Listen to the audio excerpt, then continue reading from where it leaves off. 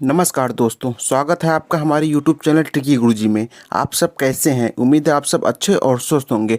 तो फ्रेंड, आज हम सब ROA ROD एग्जाम की परीक्षा में आने वाले हिंदी विषय के अगले टॉपिक वाक्यांशों के लिए एक शब्द के तीसरे पार्ट से स्टार्ट करेंगे। पिछले 2 पार्टों में हमने उन सभी महत्वपूर्ण प्रश्नों को किया था जो कि लोक सेवा आयोग द्वारा विभिन्न प्रतियोगी परीक्षाओं में पूछे गए हैं।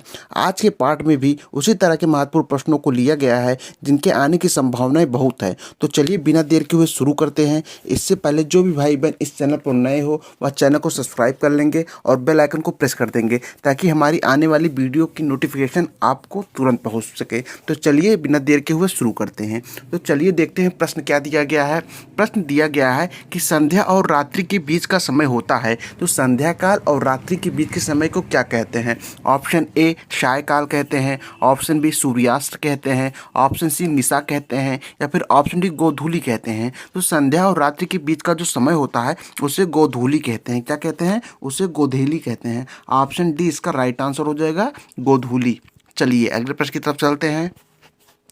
अगला प्रश्न आपका दिया गया कि जो सब कुछ जानता हो के लिए एक उपयुक्त शब्द होगा। तो जो सब कुछ जानता हो उसको सर्वज्ञ कहते हैं। पिछले पार्ट में भी ये प्रश्न पूछा गया था, तो इसका राइट आंसर सर्वज्ञ हो जाएगा, जो कि ऑप्शन डी में दिया गया है। तो ऑप्शन डी इसका राइट आंसर हो जाएगा। जो सब कुछ जानता हो उसे सर्वज्ञ कहेंगे। बात की जाए त्रिकालज्ञ की, त्रिकालज्ञ किसे कहते हैं या त्रिकालदर्शी किसे कहते हैं? तो जो 3 काल होते हैं, भूत, भविष्य और वर्तमान, इनको जिनकी जानकारी होती है उसे ही त्रिकालज्ञ करते हैं। अर्थात तीनों कालों को जानने वाला ही त्रिकालज्ञ कहलाता है। बात कीजिए बहुज्ञ की, तो बहुज्ञ जो बहुत कुछ जानता हो उसे बहुज्ञ कहेंगे। और ज्ञानी क्या है? ज्ञानी वह होता है जिसको ज्ञान हो, अर्थात जिसको वेद पुराण उपन्यासों को ज्ञान होता है उसे ही ज्ञानी कहते हैं। चलिए अगले प्रश्न की तरफ चलते हैं। अगला प्रश्न आपका दिया गया है कि अकथनीय शब्द के लिए सर्वोत्तम वाक्य का चयन कीजिए। अकथनीय शब्द के लिए सर्वोत्तम वाक्य का चयन कीजिए। तो चलिए देखते हैं क्या क्या दिया गया है। ऑप्शन ए जिसका खंडन ना हो सके, ऑप्शन बी जो घोर या भीषण ना हो, ऑप्शन सी जिसके बारे में कुछ ना कहा जा सके, या फिर ऑप्शन डी जो तर्क से सिद्ध ना हो उसे। तो जो अकथनीय वह होता है जिसके बारे में कुछ कहा ना जा सके, तो इसका राइट आंसर ऑप्शन डी हो जाएगा कि जिसके बारे में कुछ कहा ना जा सके उसे ही अकथनीय कहेंगे। बात की जाए जिसका खंडन ना हो सके उसे क्या कहते हैं? तो जिसका खंडन ना हो सके उसे कहते हैं अकाट्य। क्या कहते हैं? उसे कहते हैं अकाट्य। उसे अकाट्य कहते हैं। उसे अकाट्य कहते हैं। अकाट्य कहते हैं। उसे अकाट्य कहते हैं। बात की जाए जो घोर या भीषण ना हो, तो जो घोर या भीषण ना हो उसे क्या कहते हैं? उसे कहते हैं अघोर। उसे कहते हैं अघोर। उसे क्या कहते हैं? उसे कहते हैं अघोर। बात की जाए जो तर्क से सिद्ध ना हो, जो तर्क से सिद्ध ना हो उसे क्या कहते हैं? तो जो तर्क से सिद्ध ना होता उसे अतर्क कहते हैं। क्या कहते हैं? उसे अतर्क कहते हैं। अतर्क कहते हैं। क्या कहते हैं? उसे अतर्क कहते हैं। चलिए अगले प्रश्न की तरफ चलते हैं। अगला प्रश्न आपका दिया गया कि बिना पलक गिराए हुए वाक्य के लिए एक शब्द का चयन कीजिए। तो जो बिना पलक गिराए हुए उसे क्या कहते हैं? ऑप्शन ए उसे अनिमेष कहते हैं, ऑप्शन बी उसे अच्युत कहते हैं, ऑप्शन सी उसे अतिश्वन कहते हैं, या फिर ऑप्शन डी उसे अदृष्टा कहते हैं। तो जो बिना पलक गिराए हुए होते हैं उसे कहते हैं अनिमेष। ऑप्शन ए इसका राइट आंसर हो जाएगा, अनिमेष। अगर इसके स्थान पर अपलक भी होता तो उसका राइट आंसर अपलक भी होता है, जो कि बिना पलक गिराए हुए को कहते हैं अपलक या अनिमेष। बात की जाए अतिश्रवण की, अतिश्रवण किसे कहते हैं? तो अतिश्रवण उसे कहते हैं कि जो ध्वनि का अतिक्रमण करने वाला, ध्वनि का अतिक्रमण करने वाला ही अतिश्रवण कहलाता है। बात की जाए अच्युत की, अच्युत किसे कहते हैं? तो अच्युत उसे कहते हैं जिसे अपने स्थान से ना हटने वाला, मतलब जो अपने स्थान से ना हटे उसे अच्युत कहेंगे, या जो अपने स्थान से ना हटने वाला हो उसे ही अच्युत कहते हैं। और बात की जाए अदृष्ट की, अदृष्टा किसे कहते हैं? तो जो देखा ना गया हो, जो देखा ना गया हो उसे ही अदृष्टा कहते हैं। जो देखा ना गया हो उसे अदृष्टा कहते हैं। चलिए अगले प्रश्न को देखते हैं। अगला प्रश्न आपका दिया है कि बिना पलक झपकाए वाक्यांश के लिए एक शब्द है। देखिए यह प्रश्न फिर पूछ लिया गया, तो इसका राइट आंसर ऑप्शन डी हो जाएगा, अनिमेष। बिना पलक झपकाए के लिए एक शब्द है अनिमेष। ऑप्शन डी इसका राइट आंसर हो जाएगा। या तो अनिमेष दिया हो या तो दिया हो आपलक। क्या दिया हो? आपलक दिया हो। आपलक। बिना पलक झपकाए को आपलक भी कहते हैं या अनिमेष भी कहते हैं। चलिए अगले प्रश्न की तरफ चलते हैं। अगला प्रश्न आपका दिया गया कि जिस पर किसी का आतंक छाया हो, उसे क्या कहेंगे? तो जिस पर किसी का आतंक छाया हो उसके लिए एक शब्द क्या होगा? ऑप्शन ए उसे आतंकवाद कहते हैं, ऑप्शन बी उसे आतंकवादी कहते हैं, ऑप्शन सी उसे आतंकित कहते हैं, या फिर ऑप्शन डी उसे आत्मघाती कहते हैं। तो जिस पर किसी का आतंक छाया हो उसे आतंकित कहेंगे। क्या कहेंगे? आतंकित कहेंगे। ऑप्शन सी इसका राइट आंसर हो जाएगा, आतंकित। बात कीजिए आत्मघाती की, आत्मघाती किसे कहते हैं? तो जो अपनी हत्या कर लेता हो उसे आत्मघाती कहते हैं, उसे आत्मघाती कहते हैं। जो स्वयं को नुकसान पहुंचाए या स्वयं अपनी हत्या कर ले उसे आत्मघाती कहेंगे। बात की जाए आतंकवादी की, तो आतंकवादी कौन होते हैं? तो जो दो देश हित में कार्य ना करें, जो देश हित में कार्य ना करे और देश को नुकसान पहुंचाने के कार्य करे उसे ही आतंकवादी कहते हैं। किसे? उसे आतंकवादी कहते हैं। और जो आतंकवाद क्या होता है? और जो आतंकवादियों द्वारा जो देश हित में कार्य न किया जाए, अर्थात देश हित के लिए आतंकवादियों को द्वारा कार्य न किया जाए या देश को नुकसान पहुंचाने का प्रयास किया जाए, उसे ही आतंकवाद कहेंगे। आतंकवादियों द्वारा जो किया गया कार्य होता है, गलत कार्य, उसे ही आतंकवाद कहते हैं। चलिए अगले प्रश्न की तरफ चलते हैं। अगला प्रश्न आपका दिया गया है कि जो शोक करने योग्य ना हो उसे क्या कहेंगे? तो जो शोक करने योग्य ना हो उसके लिए एक शब्द क्या होगा? ऑप्शन ए उसे अशोक कहेंगे, ऑप्शन बी उसे अशोच कहेंगे, ऑप्शन सी उसे असमर्थ कहेंगे, या फिर ऑप्शन डी उसे अशौच कहेंगे। तो जो शोक करने ना योग्य ना हो उसे अशोच कहते हैं। क्या कहते हैं? अशोच कहते हैं। ऑप्शन बी इसका राइट आंसर हो जाएगा, उसे अशोच कहते हैं। क्या कहेंगे? अशोच कहेंगे। बात की जाए अशोक की, अशोक किसे कहेंगे? तो अशोक उसे कहते हैं जो शोक करने योग्य ना हो, जो शोक करने योग्य ना हो, अर्थात जो शोक रहित हो उसे ही अशोक कहेंगे। बात कीजिए असमर्थ, असमर्थ किसे कहेंगे? तो जो समर्थ ना हो, जो समर्थ ना हो उसे असमर्थ कहेंगे, मतलब जो असहाय हो उसे ही असमर्थ कहेंगे। और बात कीजिए अशौच की, अशौच क्या हो? तो अशौच ऐसे व्यक्ति को कहते हैं कि जो पवित्र ना हो या जो शुद्ध ना हो उसे ही अशौच कहेंगे। चलिए अगले प्रश्न की तरफ चलते हैं। अगला प्रश्न आपका दिया गया है कि जिसे ऊपर कहा गया हो के लिए एक शब्द है। तो जिसे ऊपर कहा गया हो उसके लिए एक शब्द क्या है? ऑप्शन ए उसे उच्चतम कहेंगे, ऑप्शन बी उसे कचित कहेंगे, ऑप्शन सी उसे उपरयुक्त कहेंगे, या फिर ऑप्शन डी उसे उत्पत्तिका कहेंगे। तो जिसे ऊपर कहा गया हो के लिए एक शब्द की बात की जाए तो उसे उपरयुक्त कहेंगे। क्या कहेंगे? उपरयुक्त। ऑप्शन सी इसका राइट आंसर हो जाएगा, उसे उपरयुक्त कहेंगे। क्या कहेंगे? उसे आप उपरयुक्त कहेंगे। ऑप्शन सी इसका राइट आंसर जो उपरयुक्त। बात की जाए उत्पत्तिका की, तो उत्पत्तिका भी एक महत्वपूर्ण प्रश्न पूछा जा सकता है। वाक्यांशों के लिए जो एक शब्द है उत्पत्तिका, ये भी बहुत इंपॉर्टेंट है। और इसका अर्थ क्या होता है? इसका अर्थ होता है जो पर्वत के पास की भूमि होती है उसे ही उत्पत्तिका कहते हैं। इसका भी उल्लेख कई बार प्रश्नों में किया गया है, तो इसको भी आप थोड़ा ध्यान दीजिएगा। चलिए अगले प्रश्न की तरफ चलते हैं। अगला प्रश्न आपका दिया गया कि जिसके हृदय को चोट पहुंची हो के लिए एक शब्द है। तो जिसके हृदय को चोट पहुंची हो उसके लिए एक शब्द क्या है? ऑप्शन ए उसे घायल कहेंगे, ऑप्शन बी उसे मनमोहक कहेंगे, ऑप्शन सी उसे मृत्युंजय कहेंगे, या फिर ऑप्शन डी उसे मर्माहत कहेंगे। तो जिसके हृदय को चोट पहुंची उसे मर्माहत कहेंगे। ऑप्शन डी इसका राइट आंसर हो जाएगा, मर्माहत। तो बात की जाए मृत्युंजय की, तो मृत्युंजय कैसे कहेंगे? तो जिसने मृत्यु पर विजय प्राप्त कर ली हो या जिसने मृत्यु को जीत लिया हो उसे मृत्युंजय कहेंगे। बात की जाए मनमोहक की, तो मनमोहक किसे कहते हैं? मन को मोहने वाला, मन को मोहने वाला ही मनमोहक कहलाता है। और बात की जाए घायल को, तो घायल क्या होता है? कोई चोटिल व्यक्ति, मतलब जिसे चोट लगी हो उसके लिए घायल शब्द का प्रयोग किया जाता है। चलिए अगले प्रश्न की तरफ चलते हैं। अगला प्रश्न आपका दिया गया कि वह धन जो अधिकारी रूप से राज्य को मिलता हो। तो वह धन कौन सा होता है जिसे राज्य को मिलता है? तो चलिए ऑप्शन देखते हैं। ऑप्शन ए उसे अनुदान कहते हैं, ऑप्शन बी उसे राजस्व कहेंगे, ऑप्शन सी उसे रिक्त कहेंगे, या फिर ऑप्शन डी उसे तकावी कहेंगे। तो वह धन जो अधिकारी रूप से राज्य को मिलता है उसे राजस्व कहेंगे। क्या कहेंगे? उसे राजस्व। जो राज्य को प्राप्त धन होता है उसे राजस्व कहेंगे। ऑप्शन बी इसका राइट आंसर हो जाएगा, उसे क्या कहेंगे? उसे राजस्व कहेंगे। तो बात की जाए अनुदान की, अनुदान किसे कहते हैं? तो जो आर्थिक सहायता होती है, आर्थिक सहायता चाहे वो किसी को भी प्राप्त हो उसे ही अनुदान कहेंगे। क्या कहेंगे? उसे अनुदान कहते हैं। और बात की जाए रिक्त की, रिक्त क्या है? तो जो उत्तराधिकार में प्राप्त संपत्ति होती है, चाहे किसी को भी प्राप्त हो, जो उत्तराधिकार द्वारा प्राप्त संपत्ति होती है उसे रिक्त कहते हैं। और बात की जाए तकावी, तकावी किसे कहते हैं? तो तकावी कहते हैं कि जो ऋण के रूप में आर्थिक सहायता प्रदान की जाती है, ये कर्जे के रूप में जो आर्थिक सहायता प्रदान की जाती है उसे ही तकावी कहते हैं। क्या कहते हैं? तकावी कहते हैं। चलिए अगले प्रश्न की तरफ चलते हैं। अगला प्रश्न आपका दिया गया कि जिसकी माप तौल हो सके उसके लिए एक शब्द है। तो जिसकी माप तौल हो सके उसके लिए एक शब्द का क्या प्रयोग होता है, तो उसे परिमेय शब्द कहते हैं। पिछले पार्ट में हमने आपको बता दिया कि जिसका माप तौल हो सके अर्थात जिसको मापा जा सके उसे ही परिमेय कहेंगे। ऑप्शन बी इसका राइट आंसर हो जाएगा, जो कि ऑप्शन बी परिमेय, उसे क्या कहेंगे, उसे परिमेय कहेंगे। चलिए अगले प्रश्न की तरफ चलते हैं। अगला प्रश्न आपका दिया गया है कि घुटने तक बाह वाला के लिए एक शब्द है अर्थात जिसकी बाहें घुटने तक आए उसको क्या कहेंगे। ऑप्शन ए उसे अप्रत्याशित कहेंगे, ऑप्शन बी उसे लंबोदर कहेंगे, ऑप्शन सी उसे अजानुबाहु कहेंगे, या फिर ऑप्शन डी उसे आगर्थार्थ कहेंगे।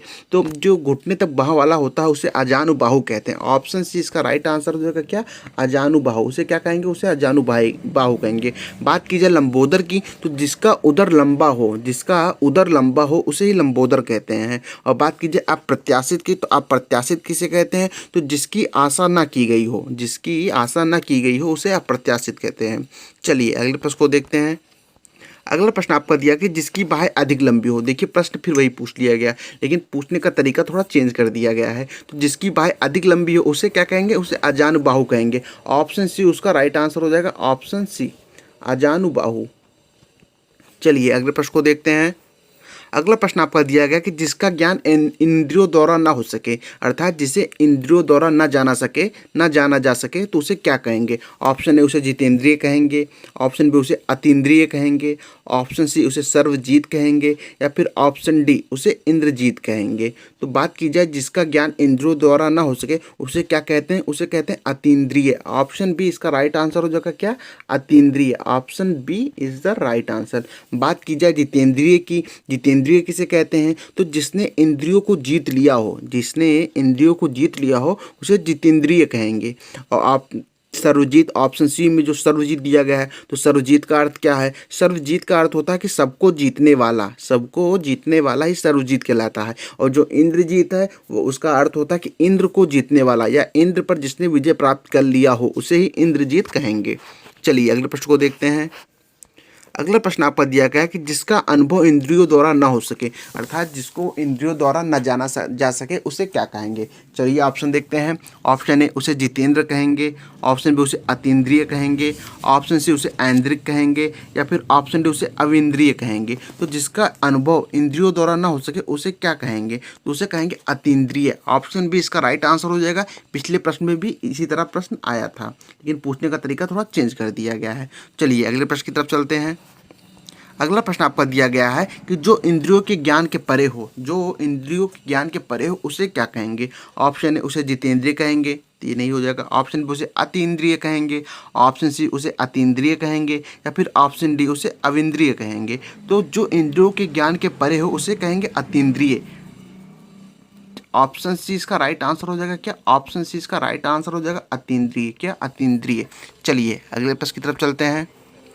अगला प्रश्न आपका दिया कि इंद्रियों को जीत लिया हो उसे क्या कहेंगे। तो जो इंद्रियों को जीत लिया उसे जितेंद्रिय कहेंगे।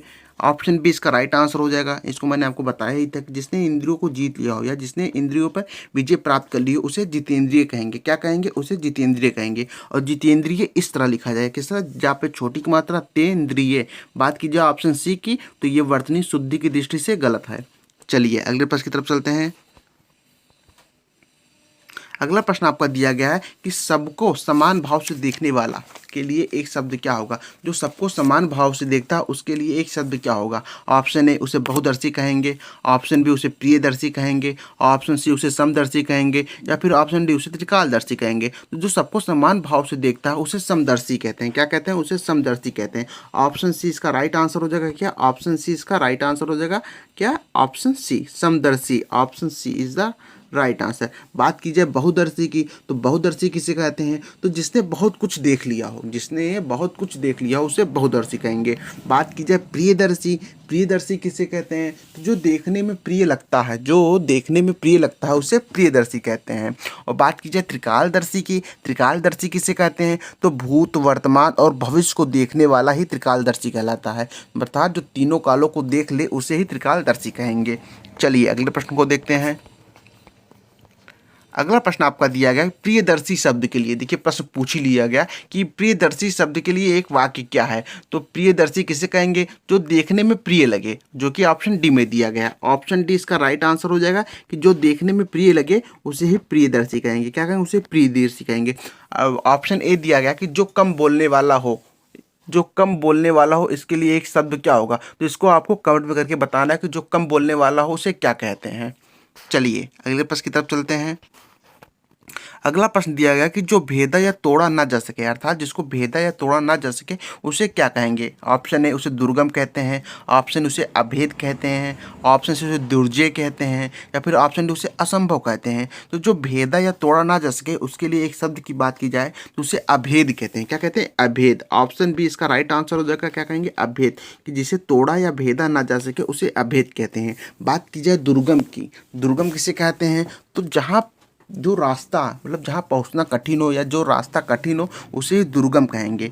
बात की जाए दुर्जय की, दुर्जय किसे कहते हैं, तो दुर्जय उसे कहते हैं कि जिसे कठिनाई से जाना जा सके, अर्थात जिसे कठिनाई से जाना जा सके उसे दुर्जय कहते हैं। बात की जाए असंभव की, तो जो संभव ना हो, जो संभव ना हो उसे असंभव कहते हैं। चलिए अगले प्रश्न की तरफ चलते हैं। अगला प्रश्न आपका दिया गया है प्रिय वचन बोलने वाली स्त्री को के लिए एक उपयुक्त शब्द है।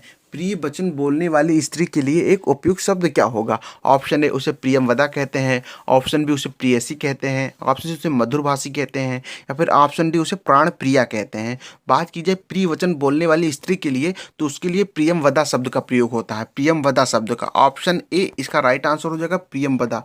बात की जाए प्रेयसी की, प्रेयसी किसे कहते हैं, तो प्रेयसी उसे कहते हैं जो प्रेमिका होती है, अर्थात प्रेमिका के लिए कभी कभी प्रेयसी शब्द का भी प्रयोग कर लिया जाता है।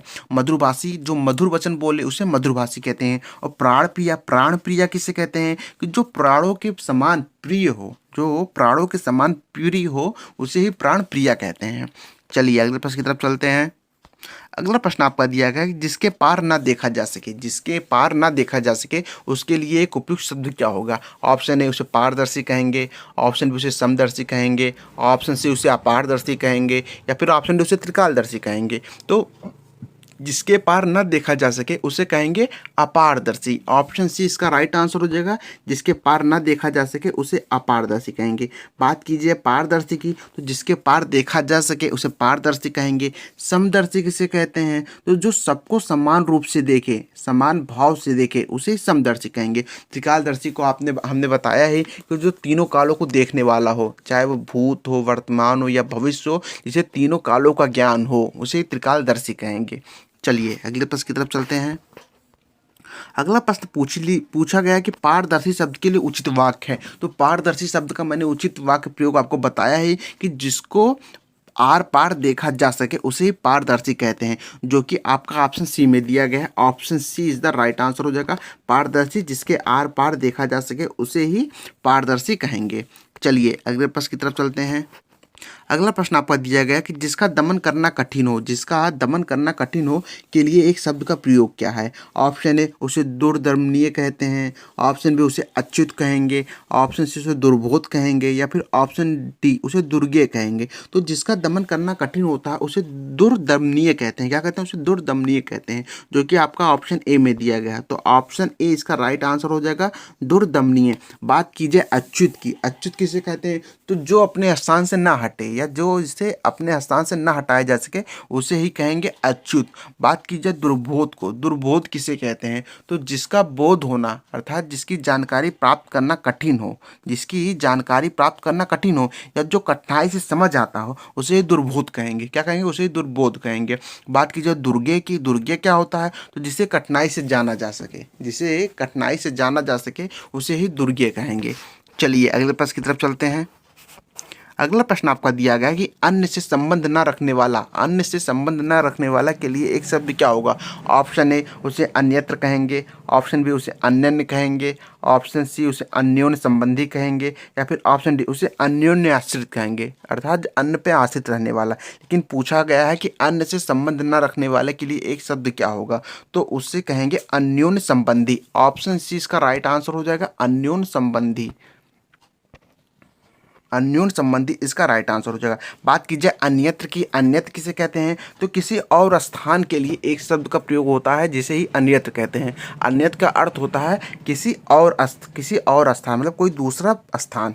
बात की जाए अनन्य की, अनन्य किसे कहते हैं? तो मतलब जिसका कोई दूसरा, मतलब जो कोई अन्य ना हो, जैसा कोई अन्य ना हो, मतलब मेरे जैसा या किसी के जैसा कोई अन्य ना हो, उसी के लिए अनन्य का प्रयोग होता है, प्रयोग होगा। और बात की जाए कि अन्योन्याश्रित की, अन्योन्याश्रित किसे कहते हैं? ये सा नहीं, ये स्त्रा है, थोड़ा मिसप्रिंट हो गया है, ये स्त्रा है। तो अन्योन्याश्रित किसे कहते हैं? तो जो दूसरों पे आश्रित रहता है उसे अन्योन्याश्रित कहते हैं। क्या कहते हैं? कि जो दूसरे पे आश्रित होता है उसे ही अन्योन्याश्रित कहेंगे। चलिए अगले प्रश्न की तरफ चलते हैं। अगला प्रश्न आपका दिया गया कि जिसे जानने की इच्छा है, जिसे जानने की इच्छा है के लिए एक शब्द क्या है? अर्थात जिसको जानने की इच्छा होती है उसके लिए एक शब्द का क्या हो, एक शब्द में क्या कहेंगे उसे? ऑप्शन ए उसे ज्ञानार्थी कहेंगे, ऑप्शन बी उसे जिज्ञासु कहेंगे, ऑप्शन सी उसे जिज्ञासु कहेंगे, या फिर ऑप्शन डी उसे जिजीविषु कहेंगे। तो जिसे जानने की इच्छा है उसके लिए जिज्ञासु शब्द का प्रयोग होता है। किसके लिए? जिसे जानने की इच्छा हो। ऑप्शन बी इसका राइट आंसर हो जाए जिज्ञासु। क्या हो जाएगा? जिज्ञासु हो। और बात की जाए ज्ञानार्थी, ज्ञानार्थी किसे कहते हैं?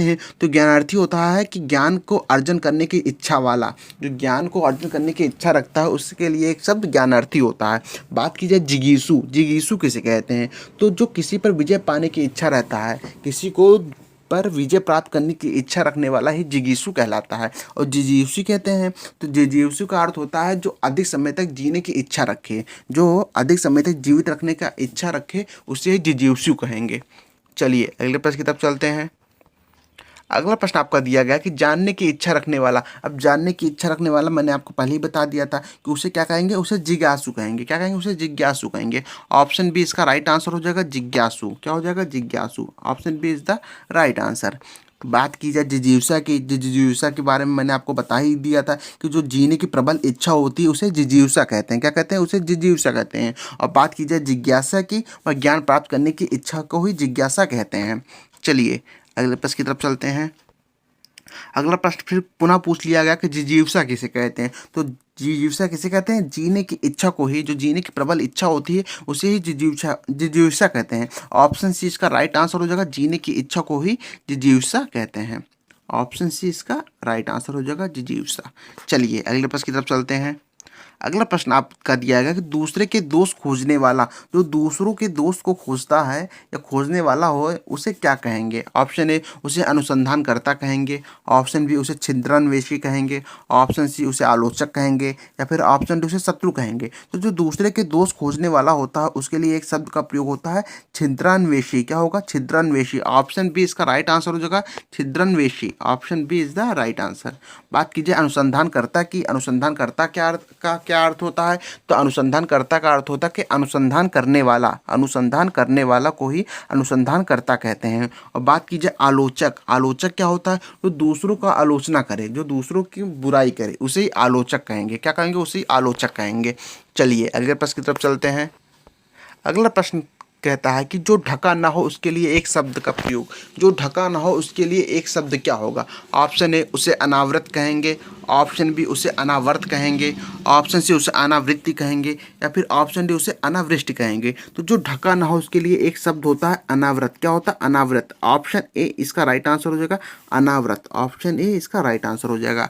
बात की जाए अनावर्त की, अनावर्त का क्या अर्थ होता है? तो अनावर्त का अर्थ होता है जिसे दोहराया ना गया हो, जिसे दोहराया ना गया हो उसके लिए एक शब्द होगा अनावर्त। और बात की जाए अनावृत्ति, अनावृत्ति किसे कहते हैं? तो मोक्ष अथवा न लौटना को, मोक्ष हो या अथवा न लौटना, मतलब जिसे जो न लौटे उसे अनावृत्ति कहेंगे, अनावृत्ति कहेंगे। और बात की जाए सूखा, सूखा किसे कहते हैं? तो वर्षा का न होना, क्या अनावृष्टि जो होती है उसका अर्थ होता है वर्षा का न होना। अनावृष्टि वर्षा का न होना ही अनावृष्टि कहलाती है। चलिए अगले प्रश्न की तरफ चलते हैं। अगला प्रश्न आपका दिया गया है कही हुई बात को बार बार कहने के लिए एक शब्द क्या होगा? जो कही हुई बात होती है उसको बार बार कहने के लिए एक शब्द क्या होगा? ऑप्शन ए उसे कथित कहेंगे, ऑप्शन बी उसे कहावत कहेंगे, ऑप्शन सी उसे कटुभाष्य कहेंगे, या फिर ऑप्शन डी उसे पुनरुक्ति कहेंगे। तो जो कही हुई बात को बार बार कहा जाता है उसे पुनरुक्ति कहते हैं। ऑप्शन डी इसका राइट आंसर हो जाएगा, क्या? पुनरुक्ति। ऑप्शन डी इसका राइट आंसर हो जाएगा। चलिए अगले प्रश्न की तरफ चलते हैं। अगला प्रश्न देखते हैं क्या कहता है। अगला प्रश्न कह रहा है कि जो आसानी से प्राप्त किया जा सके या जिसे आसानी से प्राप्त किया जा सके के लिए एक शब्द क्या होगा। ऑप्शन ए उसे सर्वज्ञ कहेंगे, ऑप्शन बी उसे सुलभ कहेंगे, ऑप्शन सी उसे सर्वजीत कहेंगे या फिर ऑप्शन डी उसे सुखद कहेंगे। तो जिसे आसानी से प्राप्त किया जा सके उसे सुलभ कहते हैं। क्या कहते हैं? उसे सुलभ कहते हैं। ऑप्शन बी इसका राइट आंसर हो जाएगा, सुलभ। चलिए अगले प्रश्न की तरफ चलते हैं। अगला प्रश्न आपका दिया गया कि समान रूप से ठंडा और गर्म के लिए एक शब्द है, अर्थात समान रूप से जो ठंडा या गर्म हो उसके लिए एक शब्द क्या होगा। ऑप्शन ए उसे समशीतोष्ण कहेंगे, ऑप्शन बी उसे समदर्शी कहेंगे, ऑप्शन बी उसे समकालीन कहेंगे या फिर ऑप्शन डी उसे शीतोष्ण कहेंगे। तो जो समान रूप से ठंडा और गर्म हो उसके लिए एक शब्द होता है समशीतोष्ण। क्या होता है? समशीतोष्ण। ऑप्शन ए इसका राइट आंसर हो जाएगा, समशीतोष्ण। चलिए अगले प्रश्न को देखते हैं। अगला प्रश्न आपका कहता है कि अनुत्तरित शब्द के लिए कौन सा भाव है। अनुत्तरित शब्द के लिए कौन सा एक शब्द है। ऑप्शन ए जिसका उत्तर दिया गया हो, ऑप्शन बी जिसका उत्तर न दिया गया हो, ऑप्शन सी जिसके अंदर अर्थ भरा हो या फिर ऑप्शन डी जो आलोचना के योग हो। तो अनुत्तरित शब्द के लिए एक शब्द जो है वह है जिसका उत्तर न दिया गया हो, जिसका उत्तर न दिया गया हो, जो कि ऑप्शन बी में दिया गया है, जिसका उत्तर न दिया गया हो। बात की जाए जिसका उत्तर दिया गया उसे क्या कहेंगे, तो इसे कहेंगे उत्तरित। क्या कहेंगे? उत्तरित कहेंगे। उत्तरित क्या कहेंगे? उत्तरित कहेंगे। और बात की जाए जिसके अंदर अर्थ भरा हो, जिसके अंदर अर्थ भरा हो तो उसे अर्थगर्भित कहेंगे। क्या कहेंगे? अर्थगर्भित। अर्थगर्भित क्या कहेंगे? अर्थगर्भित कहेंगे उसे, अर्थगर्भित कहेंगे। बात की जाए जो आलोचना के योग्य हो, जो आलोचना के योग्य हो उसे क्या कहेंगे? उसे आलोच्य कहेंगे। उसे क्या कहेंगे? आलोच्य कहेंगे। जो आलोचना के योग्य हो उसे आलोच्य कहेंगे। क्या कहेंगे? उसे आलोच्य कहेंगे। चलिए अगले प्रश्न की तरफ चलते हैं। अगला प्रश्न कहता है कि अपने मत जो ना मानने वाले के लिए एक शब्द हो। अपने मत को जो मानने वाला के लिए एक शब्द क्या होगा। अपने मत को मानने वाला, यहाँ पे जो नहीं होगा, यहाँ पे को होगा, थोड़ा मिसप्रिंट हो गया है, ये जो नहीं होगा। अपने मत को मानने वाला, अपने मत को मानने वाला के लिए एक शब्द क्या होगा। ऑप्शन ए उसे स्वेच्छाचारी कहेंगे, ऑप्शन बी उसे स्ववश्य कहेंगे, ऑप्शन सी उसे आत्मभिमत कहेंगे या फिर ऑप्शन डी उसे मतानुयायी कहेंगे। तो अपने मत को मानने वाले के लिए एक शब्द होता है आत्मभिमत। ऑप्शन सी इसका राइट आंसर हो जाएगा, आत्मभिमत कहते हैं उसे। और बात की जो स्वेच्छाचारी, स्वेच्छाचारी किसे कहते हैं, तो अपनी इच्छा के अनुसार आचरण करने वाला, मतलब जो अपनी इच्छा के अनुसार आचरण करता है उसे ही स्वेच्छाकारी कहते हैं। और बात की जाए स्ववश्य, स्ववश्य किसे कहेंगे, तो स्ववश्य होता है जो अपने ही वश में रहता हो, जो अपने ही मस्ती में रहता हो, जो अपने के अंदर ही रहता है उसे स्ववश्य कहते हैं। और बात कीजिए मतानुयायी, मतानुयायी किसे कहते हैं, जो किसी मत के अनुसार चले, जो किसी मत के अनुसार चले उसे ही मतानुयायी कहते हैं। मत के अनुसार कार्य करने वाला उसे ही मतानुयायी कहते हैं। चलिए अगले प्रश्न की तरफ चलते हैं। अगला प्रश्न आपका दिया गया कि जो कहा ना गया हो के लिए एक उपयुक्त शब्द है। जो कहा ना गया हो के लिए एक उपयुक्त शब्द क्या होगा। ऑप्शन ए उसे अकथनीय कहेंगे, ऑप्शन बी उसे कथनीय कहेंगे, ऑप्शन सी उसे अव्यक्त कहेंगे या फिर ऑप्शन डी उसे अकथित कहेंगे। जो कहा ना गया हो के लिए जो एक उपयुक्त शब्द है उसे कहेंगे अकथित। ऑप्शन डी इसका राइट आंसर हो जाएगा। क्या? ऑप्शन डी इसका राइट आंसर हो जाएगा। जो कहा ना गया हो उसे क्या कहेंगे? अकथित। बात की जाए अव्यक्त की, अव्यक्त किसे कहते हैं, तो जिसे व्यक्त ना किया गया हो, जिसे व्यक्त ना किया गया हो उसे अव्यक्त कहते हैं। बात की जाए कथनीय, कथनीय क्या होता है, तो कथनीय उसे कहते हैं जो वाणी द्वारा कहा जा सके, जो वाणी या वचन द्वारा कहा जा सके उसे कथनीय कहेंगे। और बात की जाए अकथनीय की, अकथनीय किसे कहते हैं, तो जिसे वाणी या वचन द्वारा कहा ना जा सके उसे ही अकथनीय कहेंगे। क्या कहेंगे? उसे ही अकथनीय कहेंगे। अगर ये सीरीज आपको पसंद आ रही हो तो लाइक और अपने दोस्तों के मध्य शेयर जरूर कीजिएगा। चलिए अगले प्रश्न को देखते हैं। अगला प्रश्न आपका दिया कि अकथनीय, देखिए प्रश्न पूछ लिया गया कि अकथनीय किसे कहते हैं, तो जो वाणी द्वारा या वचन द्वारा व्यक्त ना किया जा सके, जो कि ऑप्शन डी में दिया गया है। ऑप्शन डी इसका राइट आंसर हो जाएगा, उसे ही अकथनीय कहेंगे। जो वचन या वाणी द्वारा व्यक्त ना किया जा सके उसे ही अकथनीय कहेंगे। चलिए अगले प्रश्न को देखते हैं। अगला प्रश्न कहता है कि अनुश्रुति शब्द के लिए एक वाक्य है। अनुश्रुति शब्द के लिए एक वाक्य क्या है। ऑप्शन ए सुनकर भी ना सुनने का नाटक करना, ऑप्शन बी परंपरा से सुना हुआ, ऑप्शन सी जो कानों को सुनने में कटु लगे या फिर ऑप्शन डी जो सुनने योग्य हो। तो अनुश्रुति का जो अर्थ होता है वह होता है सुनकर भी सुनने का नाटक करना, सुनकर भी ना सुनने का नाटक करना, उसे मतलब अनसुना। ऑप्शन ए इसका राइट आंसर हो जाएगा अनुश्रुति। अनुश्रुति क्या कहते हैं कि जो सुनकर भी, ये इसका राइट आंसर अनुश्रुति जो सुनने, अनुश्रुति शब्द के लिए एक वाक्य है, तो अनुश्रुति किसे कहते हैं? अनुश्रुति कहते हैं कि परंपरा से सुना हुआ। ऑप्शन बी इसका राइट आंसर हो जाएगा, ऑप्शन ए इसका राइट आंसर नहीं होगा, ऑप्शन बी इसका राइट आंसर हो जाएगा। परंपरा से सुना हुआ अनुश्रुति उसे कहते हैं जो परंपरागत सुनने में आया हो, उसे अनुश्रुति कहेंगे। बात की जाए सुनकर बिना सुनने का नाटक करना, इसका अर्थ होता है कि अनसुना करना। क्या करना? अनसुना करना, इसे अनसुना करना कहते हैं। बात कीजिए जो कानों को सुनने में कटु लगे, जो कानों को सुनने में कटु लगे उसे कर्ण कटु कहते हैं। क्या कहते हैं? उसे कर्ण कटु कहते हैं। जो कानों को सुनने में कटु लगे अर्थात जो मधुर ना लगे कानों को, उसे कर्ण कटु कहेंगे। और जो सुनने के योग्य हो उसे क्या कहेंगे? उसे कहेंगे श्रव्य। क्या कहेंगे? जो सुनने के योग्य हो उसे कहेंगे श्रव्य, उसे कहते हैं श्रव्य। चलिए अगले प्रश्न को देखते हैं।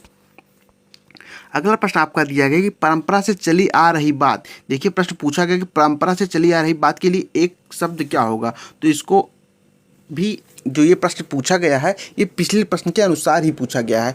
पिछले प्रश्न की तरह भी ये भी प्रश्न है, बस पूछने का तरीका बदल दिया गया है। तो जो परंपरा से चले आ रही बात है उसे क्या कहेंगे? उसे अनुश्रुति ही कहते हैं। ऑप्शन डी इसका राइट आंसर हो जाएगा। जो परंपरागत बातें चली आ रही है उसे अनुश्रुति कहते हैं। चलिए अगले प्रश्न को देखते हैं। अगला प्रश्न देखते हैं क्या कहता है। अगला प्रश्न कहता है कि जो देखने के योग्य हो, जो देखने के योग्य हो के लिए एक शब्द क्या होगा? तो देखने के योग्य हो के लिए एक शब्द क्या होगा? ऑप्शन ए उसे दर्शनीय कहेंगे, ऑप्शन बी उसे प्रियदर्शी कहेंगे, ऑप्शन सी उसे समदर्शी कहेंगे, या फिर ऑप्शन डी उसे सर्वप्रिय कहेंगे। तो जो देखने के योग्य हो उसके लिए एक शब्द होता है दर्शनीय। ऑप्शन ए इसका राइट आंसर हो जाएगा दर्शनीय। चलिए अगले प्रश्न को देखते हैं। अगला प्रश्न आपका दिया गया है जो पृथ्वी से संबंध हो अर्थात जो भूमि से संबंध हो उसके लिए एक शब्द क्या होगा? ऑप्शन ए उसे प्रथा कहेंगे, ऑप्शन बी उसे लौकिक कहेंगे, ऑप्शन सी उसे भूगोलीय कहेंगे, या फिर ऑप्शन डी उसे पार्थिव कहेंगे। तो जो पृथ्वी से संबंध हो उसके लिए जो एक शब्द का प्रयोग होता है उसे कहते हैं पार्थिव। ऑप्शन डी इसका राइट आंसर हो जाएगा। अगर पृथ्वी की जगह भू पूछ लिया जाए कि जो भू से संबंध हो उसे क्या कहेंगे, तो उसे भी पार्थिव कहेंगे। चलिए अगले प्रश्न को देखते हैं। अगला प्रश्न आपका दिया कि पृथ्वी से संबंध वाक्य। तो पृथ्वी से संबंध है, मैंने आपको उपरोक्त प्रश्न के अनुसार बताया ही कि उसे पार्थिव कहेंगे, जो कि ऑप्शन बी में दिया गया है। तो ऑप्शन बी इसका फिर राइट हो जाएगा। Option B is the right answer. ये पृथ्वी से जो संबद्ध होता है या पृथ्वी से जो जुड़ा हुआ होता है उसे क्या कहेंगे? उसे पार्थिव कहते हैं। चलिए अगले प्रश्न को देखते हैं। अगला प्रश्न आपका दिया गया कि भूधर शब्द के लिए एक वाक्य है। किसे? भूधर शब्द के लिए। ये मूधर नहीं, आप थोड़ा मिसप्रिंट हो गया है, ये भूधर है। क्या है? ये भूधर है। भूधर शब्द के लिए एक वाक्य है। ऑप्शन ए भूगर्भ विज्ञान का जानकार, ऑप्शन बी भूमि से उत्पन्न होने वाला, ऑप्शन सी जो भू को धारण करता है, या फिर ऑप्शन डी भू या पृथ्वी से संबंधित। तो जो भू को धारण करता है, क्या? जो भू को धारण करता है उसे भूधर कहते हैं। बात की जाए भूगर्भ विज्ञान का जो जानकार होता है उसे भूगर्भ वेत्ता कहते हैं। क्या कहते हैं? उसे भूगर्भ वेत्ता कहते हैं। क्या कहते हैं? भूगर्भ वेत्ता कहते हैं, जो भूगर्भ विज्ञान का जानकार होता है। बात की जाए भूमि से उत्पन्न होने वाला। भूमि से उत्पन्न होने वाले के लिए एक शब्द है भूमिज। क्या है? भूमिज। उसके लिए एक शब्द का प्रयोग किया जाता है भूमिज। और बात की जाए भू या पृथ्वी से संबद्ध, तो पृथ्वी से या भू से जो संबद्ध होता है उसे क्या कहते हैं? उसे पार्थिव कहते हैं। क्या कहते हैं? पार्थिव। उसे पार्थिव कहते हैं। चलिए अगले प्रश्न को देखते हैं। अगला प्रश्न देखते हैं क्या कहता है। अगला प्रश्न कह रहा है कि बढ़ा चढ़ाकर कहना। बढ़ा चढ़ाकर कहने के लिए एक शब्द क्या होगा? ऑप्शन ए उसे अतिवादी कहते हैं, ऑप्शन बी उसे अतिशय कहते हैं, ऑप्शन सी उसे अत्यंत कहेंगे, या फिर ऑप्शन डी उसे अतिशयोक्ति कहेंगे। तो जो बढ़ा चढ़ाकर बातें की जाती है उसे अतिशयोक्ति कहती है। ऑप्शन डी इसका राइट आंसर हो जाएगा अतिशयोक्ति। चलिए अगले प्रश्न को देखते हैं। अगला प्रश्न कहता है कि जो पहले था पर अब नहीं के लिए एक शब्द है अर्थात जो पहले था पर अब नहीं है, इसके लिए एक शब्द क्या होगा? ऑप्शन ए उसे पूर्वज कहेंगे, ऑप्शन बी उसे अत्यज कहेंगे, ऑप्शन सी उसे भूतपूर्व कहेंगे, या फिर ऑप्शन डी उसे अनागत कहेंगे। तो जो पहले था पर अब नहीं है तो उसे कहते हैं भूतपूर्व। ऑप्शन सी इसका राइट आंसर हो जाएगा। उसे क्या कहेंगे? उसे भूतपूर्व कहेंगे। ऑप्शन सी इसका राइट आंसर हो जाएगा भूतपूर्व। क्या हो जाएगा? भूतपूर्व। चलिए अगले प्रश्न को देखते हैं। अगला प्रश्न क्या कहता है? अगला प्रश्न कहता है कि जो कठिनाई से मिलता है के लिए एक शब्द है। जो कठिनाई से मिलता है के लिए एक शब्द क्या होगा? ऑप्शन ए उसे दुर्लभ कहेंगे, ऑप्शन बी उसे अलभ्य कहेंगे, ऑप्शन सी उसे अप्राप्य कहेंगे, या फिर ऑप्शन डी उसे अनुपलब्ध कहेंगे। तो जो कठिनाई से मिलता है उसके लिए एक शब्द की बात की जाए तो उसे दुर्लभ कहते हैं। क्या कहते हैं? उसे दुर्लभ कहते हैं। ऑप्शन ए इसका राइट आंसर हो जाएगा, दुर्लभ। क्या कहेंगे? दुर्लभ कहेंगे। बात कीजिए अलभ्य की। अलभ्य किसे कहते हैं? तो जिससे लाभ न प्राप्त हो, जिससे लाभ न प्राप्त हो उसे अलभ्य कहेंगे। और बात कीजिए अप्राप्य की। अप्राप्य किसे कहते हैं? तो अप्राप्य कहते हैं कि जिसे प्राप्त न किया जा सके, जिसे प्राप्त न किया जा सके उसे अप्राप्य कहेंगे। और जो अनुपलब्ध होता है, अनुपलब्ध का अर्थ होता है जो उपलब्ध ना हो, जो उपलब्ध ना हो उसे अनुपलब्ध कहेंगे। चलिए अगले प्रश्न की तरफ चलते हैं। अगला प्रश्न आपका दिया है कि जो कठिनाई से समझने योग्य हो, जो कठिनाई से समझने योग्य हो के लिए एक शब्द क्या होगा? ऑप्शन ए उसे अगम कहेंगे, ऑप्शन बी उसे क्लिष्ट कहेंगे, ऑप्शन सी उसे दुर्बोध कहेंगे, या फिर ऑप्शन डी उसे दुर्गम कहेंगे। तो जो कठिनाई से समझने योग्य हो, जो कठिनाई समझने योग्य हो उसे क्या कहेंगे? उसे दुर्बोध कहेंगे। ऑप्शन सी इसका राइट आंसर होगा, दुर्बोध। बात की जाए क्लिष्ट की, तो क्लिष्ट का क्या अर्थ होता है? क्लिष्ट का अर्थ होता है जो कठिन ना हो, जो कठिन ना हो उसके लिए, जो कठिन हो उसके लिए क्लिष्ट शब्द का प्रयोग होता है। जो कठिन हो उसके लिए ही क्लिष्ट शब्द का प्रयोग होता है। बात कीजिए दुर्गम की। दुर्गम का अर्थ क्या होता है? जहाँ जाना कठिन हो, जहाँ जाना कठिन हो, या जो जाने के लिए जो रास्ता कठिन हो उसे दुर्गम कहेंगे, उसको दुर्गम कहेंगे। दुर्गम मार्ग, जैसे जहाँ जाना कठिन हो उसके लिए दुर्गम शब्द का प्रयोग होता है। चलिए अगले प्रश्न को देखते हैं। अगला प्रश्न कहता है कि जो आंखों से परे हो, जो आंखों से परे हो के लिए एक शब्द कौन सा है? ऑप्शन ए उसे प्रत्यक्ष कहेंगे, ऑप्शन बी उसे परोक्ष कहेंगे, ऑप्शन सी उसे प्रियदर्शी कहेंगे, या फिर ऑप्शन डी उसे दृष्टव्य कहेंगे। तो जो आंखों से परे हो उसे कहेंगे परोक्ष। क्या कहेंगे? जो परोक्ष, जो आंखों से परे हो। बात कीजिए जो आंखों से जिसे देखा जा सके उसे क्या कहेंगे? जिसे आंखों से देखा जा सके उसे क्या कहेंगे? वह प्रत्यक्ष कहेंगे। या जो आंखों के सामने हो उसे प्रत्यक्ष कहेंगे। और बात कीजिए प्रियदर्शी। प्रियदर्शी का अर्थ क्या होता है? जो देखने में प्रिय लगे, जो देखने में प्रिय लगे उसे प्रियदर्शी कहेंगे। और दृष्टव्य का अर्थ क्या होता है? दृष्टव्य का अर्थ होता है देखने योग्य। चलिए अगले प्रश्न को देखते हैं। अगला प्रश्न कहता है कि जो आंखों के आगे उपस्थित हो। अब जो आंखों के आगे उपस्थित हो, जस्ट उपरोक्त प्रश्न का अपोजिट पूछ लिया गया कि उसे क्या कहेंगे। तो जो आंखों के आगे उपस्थित होता है उसे प्रत्यक्ष कहेंगे। ऑप्शन ए इसका राइट आंसर हो जाएगा, उसे क्या कहेंगे? उसे प्रत्यक्ष कहेंगे। ऑप्शन ए इसका राइट आंसर हो जाएगा। और परोक्ष उसे कहते हैं कि जो आंखों के सामने उपस्थित ना हो या जो आंखों से परे हो उसे परोक्ष कहेंगे। बात कीजिए अपारदर्शी की। अपारदर्शी का अर्थ होता है जिसके आर पार ना देखा जा सके, जिसके आर पार ना देखा जा सके उसे अपारदर्शी कहेंगे। और प्रियदर्शी का अर्थ आपको पता ही है, और आपको इसका अर्थ कमेंट करके बताना है कि प्रियदर्शी का अर्थ क्या होगा। चलिए अगले प्रश्न को देखते हैं।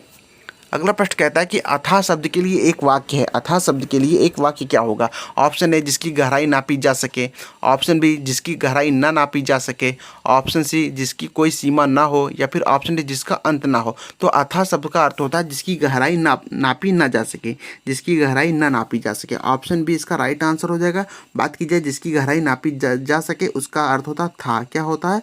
उसका अर्थ होता है था। जिसकी कोई सीमा ना हो, जिसकी कोई सीमा ना हो उसका अर्थ होता है असीमित। जिसकी कोई सीमा ना हो उसका अर्थ होता है असीमित। और बात की जाए जिसका अंत ना हो, जिसका अंत ना हो उसका प्रयोग हो तो उसका अर्थ होता है अनंत। क्या होता है? अनंत। उसको अनंत कहते हैं, उसको अनंत कहते हैं। चलिए अगले प्रश्न को देखते हैं। अगला प्रश्न कहता है कि संदेश ले जाने वाला वाक्य हेतु सही शब्द है। संदेश ले जाने वाला वाक्य के लिए एक सही शब्द क्या होगा? ऑप्शन ए उसे पत्रवाहक कहेंगे, ऑप्शन बी उसे सूचनावादक कहेंगे, या फिर ऑप्शन सी उसे चपरासी कहेंगे, या फिर ऑप्शन उसे संदेशवाहक कहेंगे। तो संदेश ले जाने वाला के लिए एक शब्द का प्रयोग होता है संदेशवाहक। क्या? संदेशवाहक। ऑप्शन डी इसका राइट आंसर होगा, संदेशवाहक। बात की जाए पत्रवाहक की, तो पत्र ले जाने वाला पत्रवाहक होता है। सूचनादाता, सूचना प्रदान करने वाला सूचनादाता होता है। बात की जाए चपरासी की, जो अन्य काम करे। जो चपरासी का अर्थ होता है कि जो संगठन या कार्यालय में होते हैं लेकिन अलग कार्य करते हैं, अर्थात जो संदेश के अतिरिक्त अन्य महत्वपूर्ण कार्य करते हैं उसे ही चपरासी कहते हैं। जैसे पानी पिलाना हो गया, किसी का कार्य करना होगा, एक स्थान से दूसरे स्थान पर जाना हो गया। चलिए अगले प्रश्न को देखते हैं। अगला प्रश्न कहता है कि अनश्वर शब्द के लिए एक वाक्य है। अनश्वर शब्द के लिए एक वाक्य क्या होगा? ऑप्शन ए नष्ट होने वाला, ऑप्शन बी ईश्वर को ना मानने वाला, ऑप्शन सी नष्ट ना होने वाला, या फिर ऑप्शन डी जो इंद्रियों द्वारा जाना ना जा सके। तो इसका राइट आंसर हो जाएगा अनश्वर, तो नष्ट ना होने वाला। ऑप्शन सी इसका राइट आंसर हो जाएगा कि नष्ट ना होने वालों को के लिए एक शब्द नश्वर होगा, अनश्वर होगा। बात की हो जाए नष्ट होने वाला, तो नष्ट होने वाले के लिए एक शब्द होता है नश्वर। क्या होता है? नश्वर। इसके लिए नश्वर शब्द का प्रयोग होता है। क्या होता है? नश्वर शब्द का। बात की जाए ईश्वर को न मानने वाला, तो ईश्वर को जो न मानता है उसको नास्तिक कहते हैं। क्या कहते हैं? उसको नास्तिक कहते हैं। उसके लिए नास्तिक शब्द का प्रयोग होता है। और बात की जाए जो इंद्रियों द्वारा जाना ना जा सके, जो से इंद्रियों द्वारा जाना ना जा सके, उसके लिए एक शब्द का प्रयोग क्या होगा? उसको क्या कहेंगे? जो इसे इंद्रियों द्वारा जाना ना जा सके, उसके लिए एक शब्द का प्रयोग होता है अगोचर। क्या होता है? अगोचर। ऑप्शन डी का हो जाएगा अगोचर। जिसे इंद्रियों द्वारा जाना ना जा सके उसे अगोचर कहते हैं। क्या कहते हैं? अगोचर। चलिए अगले प्रश्न को देखते हैं। अगला प्रश्न कहता है कि सधवा शब्द के लिए एक वाक्य है। सधवा शब्द के लिए एक वाक्य क्या होगा? ऑप्शन ए जिस स्त्री के पुत्र पति ना हो, ऑप्शन बी यह स्त्री जिसका पति दूसरा विवाह कर ले, ऑप्शन सी जिस स्त्री का पति जीवित हो, या फिर ऑप्शन डी यह स्त्री जिसका पति परदेश से लौटा हो। तो सधवा का अर्थ होता है जिस स्त्री का पति जीवित हो, जिस स्त्री का पति जीवित हो, जो कि ऑप्शन सी में दिया गया है। जिस स्त्री का पति जीवित हो उसे ही सधवा कहेंगे। बात की जाए जिस स्त्री का पुत्र पति ना हो उसको क्या कहेंगे? तो उसको कहते हैं अवीरा। क्या कहेंगे? अवीरा। उसको अवीरा कहते हैं। जिस स्त्री के पुत्र पति न हो उसको क्या कहेंगे? उसे अवीरा कहेंगे। और बात की जाए कि जिस स्त्री जिसका पति दूसरा विवाह कर ले, वह स्त्री जिसका पति दूसरा विवाह कर ले उसे क्या कहेंगे? तो उसको क्या कहेंगे? उसे अध्यूड़ा कहेंगे। क्या कहेंगे? उसको अध्यूड़ा कहेंगे। उसको अध्यूड़ा कहते हैं। क्या कहते हैं? उसको अध्यूड़ा। उसको अध्यूड़ा कहेंगे। और वह स्त्री जिसका पति परदेश से लौटा हो, वह स्त्री जिसका पति परदेश से लौटा हो, तो उसको क्या कहेंगे? उसे आगत पथिका कहते हैं। क्या कहते हैं? उसे आगत पथिका कहते हैं। अगर पूछ लिया जाए कि वह स्त्री जिसका क्या नाम है पति परदेश गया हो उसे क्या कहेंगे, तो इसको आपको कमेंट करके बताना है कि वह स्त्री जिसका पति परदेश गया हो। चलिए अगले प्रश्न की तरफ चलते हैं। अगला प्रश्न कहता है कि जिस स्त्री का पति जीवित हो उसके लिए एक शब्द क्या होगा? ऑप्शन ए उसे पतिव्रता कहेंगे, ऑप्शन बी उसे सधवा कहेंगे, ऑप्शन डी उसे विवाहिता कहेंगे, या फिर ऑप्शन डी उसे अनुरक्ता कहेंगे। तो जिस स्त्री का पति जीवित हो उसके लिए एक शब्द का प्रयोग होता है सधवा। ऑप्शन बी इसका राइट आंसर हो जाएगा। उपरोक्त प्रश्न भी पूछा गया था ऊपर, इसके पिछले प्रश्न वाला भी यही प्रश्न था, बस पूछने का तरीका थोड़ा चेंज कर दिया गया है। चलिए अगले प्रश्न को देखते हैं। अगला प्रश्न आपका दिया गया है कि पति युक्ता स्त्री के लिए एक शब्द है। पति युक्ता स्त्री के लिए एक शब्द क्या है? ऑप्शन ए उसे दंपति कहेंगे, ऑप्शन बी उसे जोड़ी कहेंगे, ऑप्शन सी उसे सधवा कहेंगे, या फिर ऑप्शन डी उसे पति पत्नी कहेंगे। तो पति युक्ता शब्द के लिए एक शब्द क्या है? तो इसका राइट आंसर ऑप्शन सी हो जाएगा सधवा। पति युक्ता जो स्त्री होती है इसके लिए भी प्रयोग होता है सधवा शब्द का। किसका? इसके लिए सधवा शब्द का प्रयोग होता है। ऑप्शन सी इसका राइट आंसर हो जाएगा सधवा। देखिए प्रश्न एक ही है सधवा, लेकिन पूछने का तरीका अलग अलग दे दिया गया है। सधवा को ही पति युक्ता स्त्री कहेंगे, सधवा को ही जिस स्त्री का पति जीवित है यह कहेंगे, और सधवा हुई को क्या कहेंगे? वह स्त्री जिसका पति जीवित हो। प्रश्न वही है लेकिन पूछने का तरीका अलग अलग कर दिया गया है। चलिए अगले प्रश्न को भी देखते हैं। अगला प्रश्न आपका दिया गया है कि व्यर्थ खर्च कर डालने वाला, मतलब जो व्यर्थ खर्च करे उसको क्या कहेंगे? ऑप्शन ए उसे अपव्ययी कहेंगे, ऑप्शन बी उसे फिजूल खर्ची कहेंगे, ऑप्शन सी उसे मितव्ययी कहेंगे, या फिर ऑप्शन डी उसे कृपण कहेंगे। तो जो व्यर्थ खर्च कर डालने वाला होता है उसके लिए एक शब्द का प्रयोग होता है अपव्ययी। ऑप्शन ए इसका राइट आंसर हो जाएगा।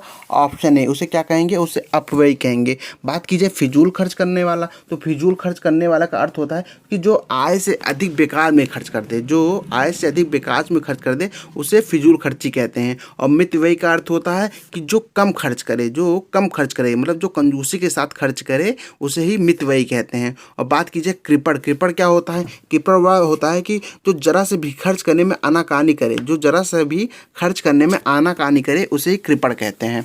चलिए अगले प्रश्न की तरफ चलते हैं। अगला प्रश्न आपका है कि व्यर्थ खर्च करने वाला, तो व्यर्थ खर्च करने वाले के लिए एक शब्द होता है अपव्ययी। देखिए प्रश्न वही है लेकिन प्रश्न दोनों एक ही तरह दिया गया है कि जो व्यर्थ खर्च करे उसको क्या कहेंगे? उसे अपव्ययी कहेंगे। ऑप्शन सी इसका राइट आंसर हो जाएगा। ये मोस्ट इंपॉर्टेंट प्रश्न है तभी इसकी रिपीटेशन बार बार हो रही है। चलिए अगले प्रश्न को भी देखते हैं। अगला प्रश्न कहता है कि जो जरा सा भी खर्च करने में आनाकानी करता है, तो जो जरा सा भी खर्च करने में आनाकानी करता है, इसको मैंने बताया ही कि इसको क्या कहते हैं, तो इसको कहते हैं कृपण। ऑप्शन बी इसका राइट आंसर हो जाएगा, कृपण। चलिए अगले प्रश्न को देखते हैं। अगला प्रश्न क्या कहता है, अगला प्रश्न कहता है कि परित्यक्तता शब्द के लिए दिए गए वाक्यों में कौन सा वाक्य उपयुक्त है। तो परित्यक्तता का अर्थ क्या होता है। ऑप्शन ए, वह स्त्री जिसका पति मर चुका हो। ऑप्शन बी, जिस स्त्री के पुत्र पति हो। ऑप्शन सी, पति के द्वारा छोड़ दी गई स्त्री। या फिर ऑप्शन डी, वह स्त्री जो पर पुरुष से प्रेम करती हो। तो परित्यक्तता का अर्थ क्या होता है। तो परित्यक्तता का जो अर्थ होता है वह होता है पति के द्वारा छोड़ दी गई स्त्री। पति के द्वारा छोड़ दी गई स्त्री को ही परित्यक्तता कहते हैं। ऑप्शन सी इसका राइट आंसर हो जाएगा, क्या, परित्यक्तता। Option C is the right answer. और बात की जाए कि ऑप्शन ए, वह स्त्री जिसका पति मर चुका हो उसको क्या कहेंगे, तो उसको कहते हैं विधवा। वह स्त्री जिसका पति मर चुका हो उसको कहते हैं विधवा। क्या कहते हैं, उसको कहते हैं विधवा।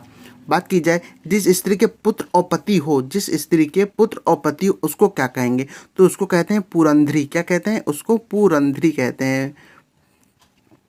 उसको कहते हैं पुरंधरी, उसको पुरंधरी कहते हैं। बात की जाए वह स्त्री जो पर पुरुष से प्रेम करती हो, वह स्त्री जो पर पुरुष से प्रेम करती हो उसको क्या कहेंगे, तो उसको कहते हैं परकीया। क्या कहते हैं, परकीया कहते हैं, उसको परकीया कहते हैं। चलिए अगले प्रश्न की तरफ चलते हैं। अगला प्रश्न आपका दिया गया कि गजगामिनी शब्द के लिए एक वाक्य है। गजगामिनी शब्द के लिए एक वाक्य क्या है, चलिए देखते हैं। ऑप्शन ए, उसे मृग के समान आंख वाली स्त्री। ऑप्शन बी, हाथी की तरह चलने वाली स्त्री। ऑप्शन सी, मीन की तरह सुंदर आंख वाली स्त्री। या फिर ऑप्शन डी, हंस के समान चलने वाली स्त्री। तो गजगामिनी का अर्थ होता है हाथी की तरह चलने वाली स्त्री।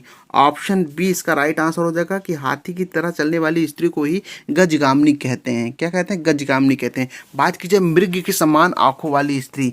मृग के समान आंखों वाली स्त्री के लिए एक शब्द का प्रयोग होता है, क्या, मृगनयनी। किसका प्रयोग होता है, मृगनयनी की। किसका, मृगनयनी। बात कीजिए मीन की तरह सुंदर आंख वाली स्त्री। मीन की तरह जो सुंदर आंख वाली स्त्री होती है उसके लिए एक शब्द होता है मीनाक्षी। क्या होता है, उसके लिए एक शब्द का प्रयोग होता है मीनाक्षी। बात कीजिए हंस के समान चलने वाली स्त्री। हंस के समान चलने वाली स्त्री के लिए एक शब्द क्या होगा, जिसे हंसगामिनी कहते हैं। क्या कहते हैं, हंसगामिनी कहते हैं। इसको हंसगामिनी कहते हैं। इसको हंसगामिनी कहते हैं। जलने नहीं, चलने वाली स्त्री है। चलने वाली स्त्री को हंसगामिनी कहते हैं। चलिए अगले प्रश्न को देखते हैं। अगला प्रश्न आपका दिया कि वह इस लड़की जिसका विवाह होने को हो के लिए एक शब्द क्या होगा। तो वह लड़की जिसका विवाह होने वाला हो के लिए एक शब्द का क्या होगा। ऑप्शन ए, उसे सधवा कहेंगे। ऑप्शन बी, उसे वंध्या कहेंगे। ऑप्शन सी, उसे वैवाहिकी कहेंगे। या फिर ऑप्शन डी, उसे विवाहिता कहेंगे। तो वह लड़की जिसका विवाह होने को हो उसके लिए एक शब्द होता है विवाहिकी। ऑप्शन सी इसका राइट आंसर हो जाएगा, वैवाहिकी। Option C is the right answer. चलिए अगले प्रश्न की तरफ चलते हैं। अगला प्रश्न आपका दिया गया कि वनस्पति का आहार करने वाला वाक्य हेतु उपयुक्त शब्द है। जो वनस्पति का आहार करने वाला होता है उसके लिए एक शब्द क्या होगा। ऑप्शन ए, उसे फलाहारी कहेंगे। ऑप्शन बी, उसे शाकाहारी कहेंगे। ऑप्शन सी, उसे वनस्पत्याहारी कहेंगे। या फिर ऑप्शन डी, उसे निराहारी कहेंगे। तो जो वनस्पति का आहार करने वाला होता है उसके लिए एक शब्द होता है वनस्पत्याहारी। ऑप्शन सी इसका राइट आंसर हो जाएगा, वनस्पत्याहारी। Option C is the right answer. चलिए अगले प्रश्न की तरफ चलते हैं। अगला प्रश्न देखते हैं क्या कहता है। अगला प्रश्न कहता है कि जिस पर मुकदमा चलाया गया हो के लिए एक उपयुक्त शब्द होगा। जिस पर मुकदमा चलाया गया हो के लिए एक उपयुक्त शब्द क्या होगा। ऑप्शन ए, उसे अभियोगी कहते हैं। ऑप्शन बी, उसे प्रतिवादी कहते हैं। ऑप्शन सी, उसे अभियुक्त कहते हैं। या फिर ऑप्शन डी, उसे द्रुतगामी कहते हैं। तो जिस पर मुकदमा चलाया गया हो उसके लिए एक शब्द का प्रयोग है अभियुक्त। ऑप्शन सी इसका राइट आंसर हो जाएगा। पिछले पार्ट में भी ये प्रश्न पूछा गया था, तो इससे आप अंदाजा लगा सकते हैं कि कितना महत्वपूर्ण प्रश्न ये है। चलिए अगले प्रश्न की तरफ चलते हैं। अगला प्रश्न आपका दिया गया कि जिसके आने की तिथि निश्चित ना हो। जिसके आने की तिथि निश्चित ना हो उसके लिए एक शब्द क्या होगा। ऑप्शन ए, उसे अतिथि कहेंगे। ऑप्शन बी, उसे अनाहूत कहेंगे। ऑप्शन सी, उसे विषय कहेंगे। या फिर ऑप्शन उसे आगंतुक कहेंगे। तो जिसके आने की तिथि निश्चित ना हो उसे ही अतिथि कहते हैं। ऑप्शन ए इसका राइट आंसर हो जाएगा, अतिथि। चलिए अगले प्रश्न की तरफ चलते हैं। अगला प्रश्न दिया गया कि अतिथि की सेवा करने वाला वाक्य के लिए एक उपयुक्त शब्द क्या होगा। तो अतिथि की जो सेवा करने वाला होता है उसे क्या कहेंगे। ऑप्शन ए उसे अनागत कहेंगे, ऑप्शन बी उसे अनादृत कहेंगे, ऑप्शन सी उसे सेवक कहेंगे, या फिर ऑप्शन डी उसे आतिथ्य कहते हैं। तो अतिथि की सेवा करने वाला जो होता है उसे आतिथ्य कहते हैं। ऑप्शन डी इसका राइट आंसर हो जाएगा आतिथ्य। क्या हो जाएगा, आतिथ्य। चलिए अगले प्रश्न को देखते हैं। अगला प्रश्न आपका दिया गया कि जिसे भले बुरे का ज्ञान ना हो, जिसे भले बुरे का ज्ञान ना हो उसके लिए एक उपयुक्त शब्द क्या होगा। ऑप्शन ए उसे अविवेकी कहेंगे, ऑप्शन बी उसे विवेकी कहेंगे, ऑप्शन सी उसे दुर्बोध कहेंगे, या फिर ऑप्शन सी उसे दुर्जय कहेंगे। तो जिसे भले बुरे का ज्ञान ना हो उसके लिए एक शब्द का प्रयोग होता है अविवेकी। ऑप्शन ए इसका राइट आंसर हो जाएगा अविवेकी। और जिसे भले बुरे का ज्ञान होता है उसे कहते हैं विवेकी। क्या कहते हैं, उसे विवेकी। बात की जाए दुर्जय की, दुर्जय का अर्थ क्या होता है। तो दुर्जय का अर्थ होता है कि जिसे सरलता से जाना ना जा सके, जिसे सरलता से जाना ना जा सके उसका अर्थ होता है दुर्ज्ञेय। क्या होता है, दुर्ज्ञेय। बात की जाए दुर्बोध की, दुर्बोध की, दुर्योध नहीं, ये दुर्बोध है।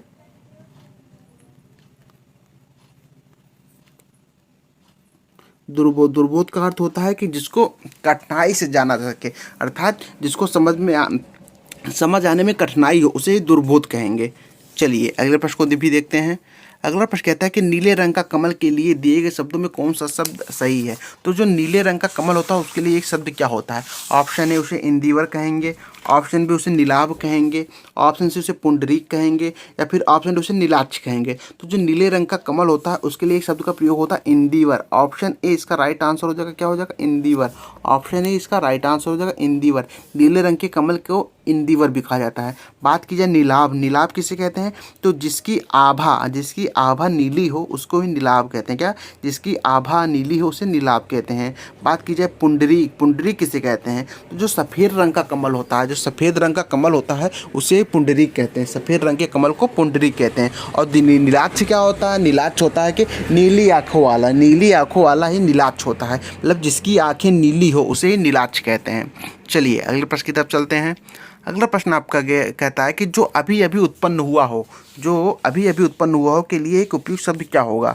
ऑप्शन ए उसे दत्तक कहते हैं, ऑप्शन बी उसे अध प्रसूत कहते हैं, ऑप्शन सी उसे अंत्यज कहेंगे, या फिर ऑप्शन डी उसे प्रसू कहेंगे। तो जो अभी अभी उत्पन्न हुआ हो उसके लिए एक शब्द है अध्य प्रसूत।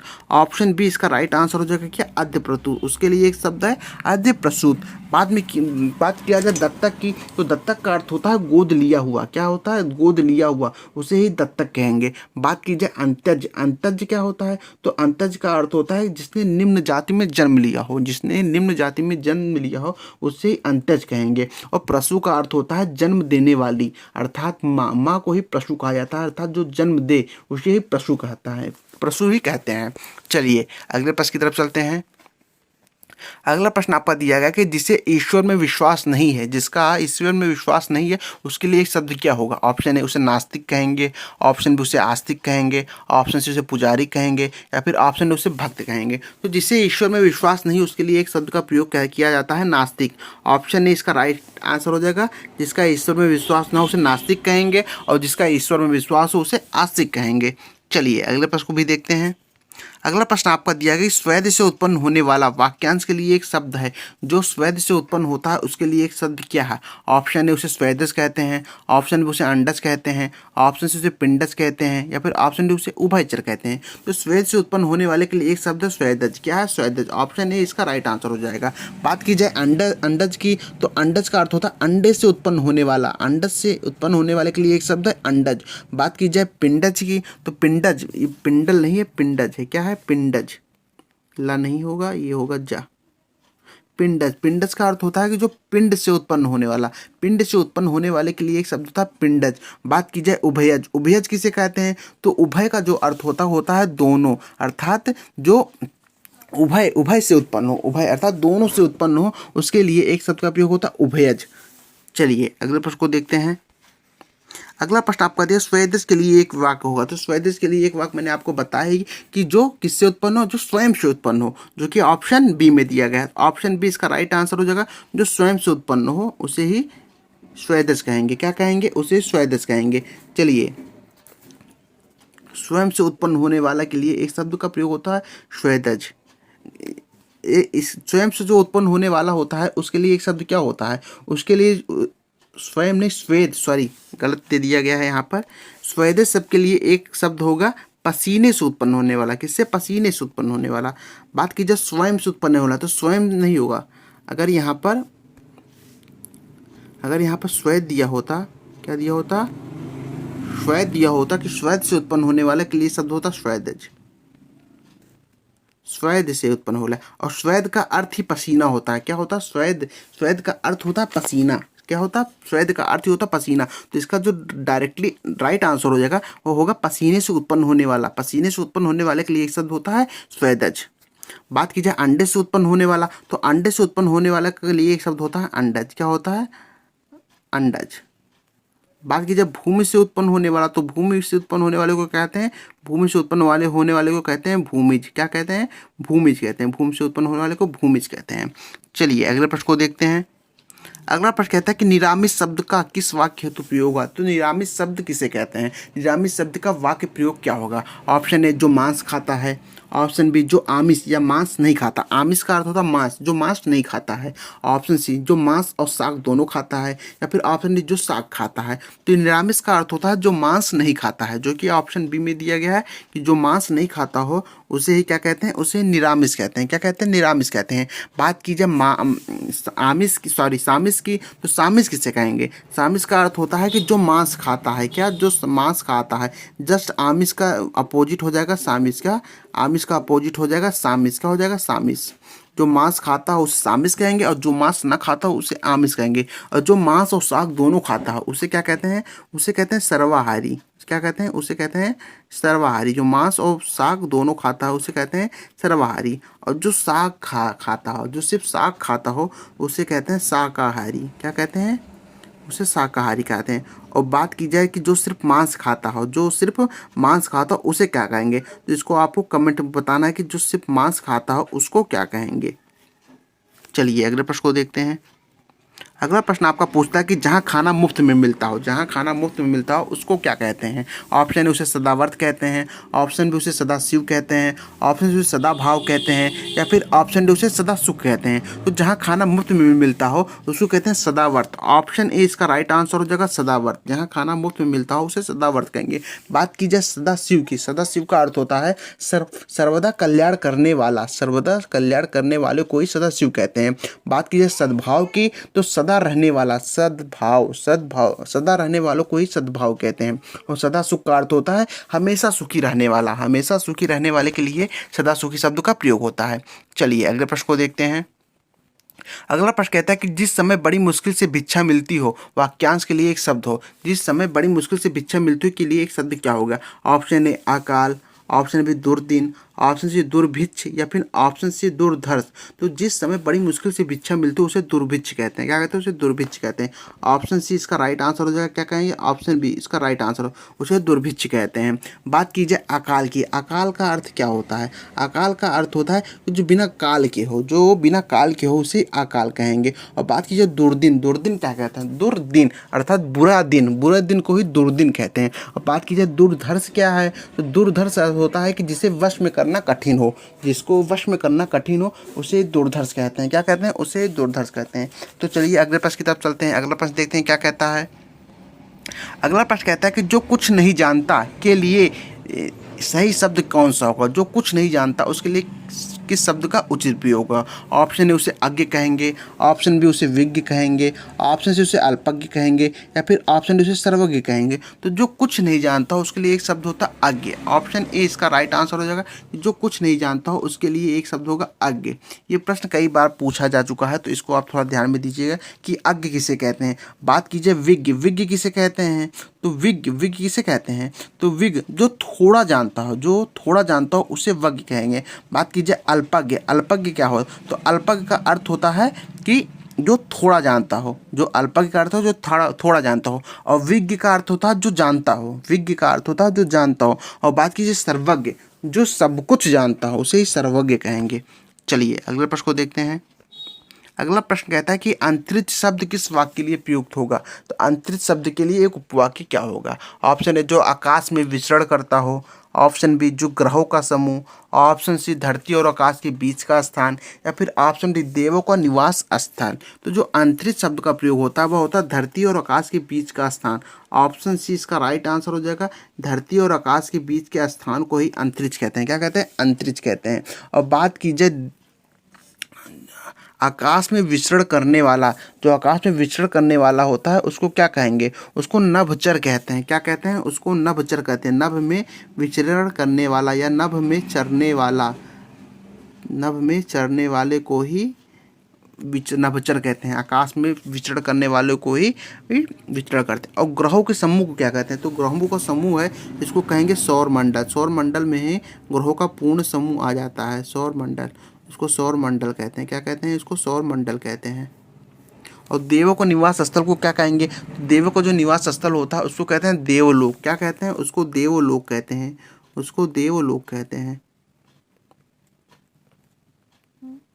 उसको देवलोक कहते हैं। चलिए अगले प्रश्न को देखते हैं। अगला प्रश्न कहता है कि जो गणना के अयोग्य हो, जो गणना के अयोग्य हो के लिए एक सही विकल्प है।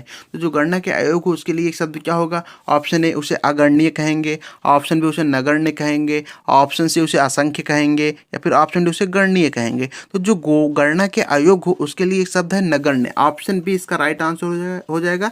जो गणना के अयोग्य हो, ऑप्शन बी इसका राइट आंसर हो जाएगा।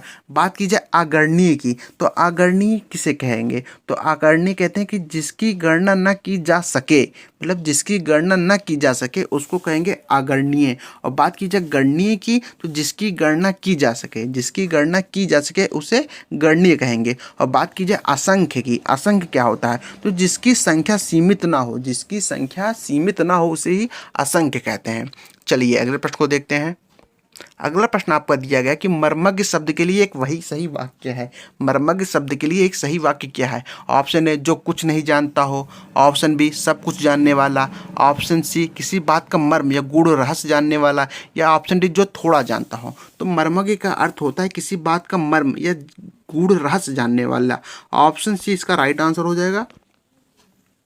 बात की जाए जो कुछ नहीं जानता हो उसके लिए एक शब्द क्या होगा? तो जो कुछ नहीं जानता हो उसके लिए एक शब्द होगा अज्ञ। क्या होगा? अज्ञ। बात की जाए सब कुछ जानने वाला तो उसका अर्थ होगा सर्वज्ञ। और ऑप्शन डी जो थोड़ा जानता हो उसके लिए एक शब्द होगा अल्पज्ञ। चलिए अगले प्रश्न की तरफ चलते हैं। अगला प्रश्न आपका दिया गया है कि जिसका आदि व अंत ना हो, जिसका आदि व अंत ना हो उसके लिए एक शब्द क्या होगा? ऑप्शन ए उसे अनंत कहते हैं, ऑप्शन बी उसे अनादि अनंत कहते हैं, ऑप्शन सी उसे मृत्युंजय कहते हैं, या फिर ऑप्शन सी उसे आधोपांत कहते हैं। तो जिसका आदि व अंत ना हो उसके लिए एक शब्द होगा अनादि अनंत। ऑप्शन बी इसका राइट आंसर हो जाएगा, अनादि अनंत। बात की जाए अनंत की, अनंत किसे कहते हैं? तो जिसका अंत ना हो। मृत्युंजय की, मृत्युंजय किससे कहते हैं? तो जिसने मृत्यु पर विजय प्राप्त कर ली हो उसे मृत्युंजय कहते हैं। और बात की जाए आधोपांत की, आधोपांत किसे कहते हैं? तो आधोपांत कहते हैं कि आदि से अंत तक, आदि से अंत तक को ही आधोपांत कहते हैं। चलिए अगले प्रश्न को देखते हैं। अगला प्रश्न कहता है कि जिसका आदि ना हो, जिसका आदि ना हो उसके लिए एक शब्द क्या होगा? ऑप्शन ए उसे अनंत कहेंगे, ऑप्शन बी उसे अनादि कहेंगे, ऑप्शन सी उसे अनश्वर कहेंगे, या फिर ऑप्शन डी उसे असंग कहेंगे। तो जिसका आदि ना हो उसके लिए एक शब्द होता है अनादि। ऑप्शन बी इसका राइट आंसर हो जाएगा, अनादि। बात कीजिए अनश्वर की, अनश्वर किसे कहते हैं? कि जो नष्ट ना हो, जो नष्ट ना हो उसे अनश्वर कहेंगे, जो नष्ट ना हो उसे अनश्वर कहेंगे। चलिए अगले प्रश्न को देखते हैं। अगला प्रश्न कहता है कि औदार्य दाता शब्द के लिए एक वाक्य है। औदार्य दाता शब्द के लिए एक वाक्य क्या है? ऑप्शन ए जो दान करता हो, ऑप्शन बी जो सब कुछ उदारता से देना चाहता हो, ऑप्शन सी जो उदार ना हो, या फिर ऑप्शन डी जो उदारता ना दिखाता हो। तो औदार्य दाता जो होता है वह होता है जो सब कुछ उदारता से देना चाहता हो। ऑप्शन बी इसका राइट आंसर हो जाएगा। जो सब कुछ उदारता से देना चाहता हो उसे कहते हैं औदार्य दाता। और जो दान करता हो उसे क्या कहेंगे? तो उसे दानी कहेंगे। क्या कहेंगे? उसे दानी कहते हैं, उसे दानी कहते हैं। और बात कीजिए जो उदार ना हो, जो उदार ना हो उसे क्या कहेंगे? उसे अनुदार कहेंगे, अनुदार, उसको कहेंगे अनुदार। बात कीजिए जो उदारता ना दिखाता हो, जो उदारता ना दिखाता हो उसे क्या कहेंगे? उसे औनुदार्य कहेंगे। क्या कहेंगे? उसको कहेंगे, उसको औन्यदार्य कहेंगे, अनुदार्य कहेंगे। चलिए अगले प्रश्न की तरफ चलते हैं। अगला प्रश्न कहता है कि जो बहुत अगला प्रश्न कहता है कि जो बहुत आगे तक की बात सोचकर काम करता हो, अर्थात जो बहुत आगे सोचकर काम करता हो उसके लिए एक शब्द क्या होगा। ऑप्शन है उसे जिज्ञासु कहेंगे, ऑप्शन बी उसे जिज्ञासा कहेंगे, ऑप्शन सी उसे सर्वज्ञ कहेंगे, या फिर ऑप्शन डी उसे अग्रसोची कहेंगे। तो जो बहुत आगे तक बात सोचकर कार्य करता हो उसे अग्रसोची कहते हैं। ऑप्शन डी इसका राइट आंसर हो जाएगा, अग्रसोची। चलिए अगले प्रश्न को देखते हैं। अगला प्रश्न कहता है कि जो मृत्यु के मुख में आने को हो, जो मृत्यु के मुख में आने को हो उसके लिए एक शब्द क्या होगा। ऑप्शन ए उसे मृत्युंजय कहेंगे, ऑप्शन बी उसे मरणासन कहेंगे, ऑप्शन सी उसे मृत्यु कहेंगे, या फिर ऑप्शन डी उसे मरणोन्मुख कहेंगे। तो जो मृत्यु के मुख में आने को हो उसको क्या कहेंगे, उसे मरणोन्मुख कहेंगे। ऑप्शन डी इसका राइट आंसर हो जाएगा, मरणोन्मुख कहेंगे। चलिए अगले प्रश्न की तरफ चलते हैं।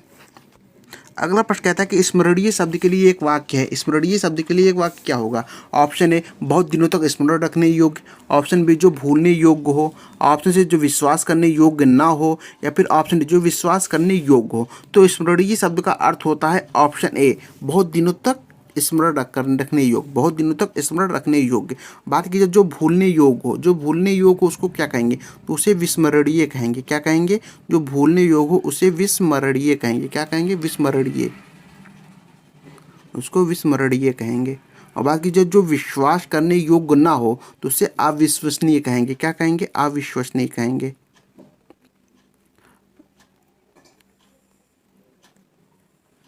उसे अविश्वसनीय कहेंगे। और बात की जाए जो विश्वास करने योग्य हो उसे विश्वसनीय,